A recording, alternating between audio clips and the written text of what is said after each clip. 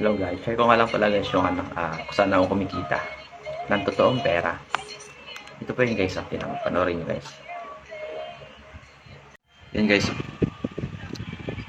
yung fireworks na yun guys. Kapag pumutok na yung fireworks dyan guys, mayroon dyan lalabas na 49 coins. Wait nyo lang po ng mga 60 seconds.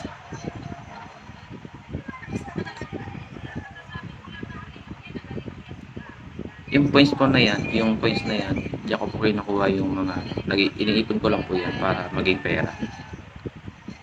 Para may pagsako doon sa aking jowa. Diyan lang po ng 60 seconds. Puputok na po yung fireworks.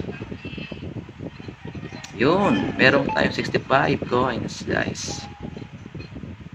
Wow, 65. 65 yung lumabas. Medyo malaki na yun.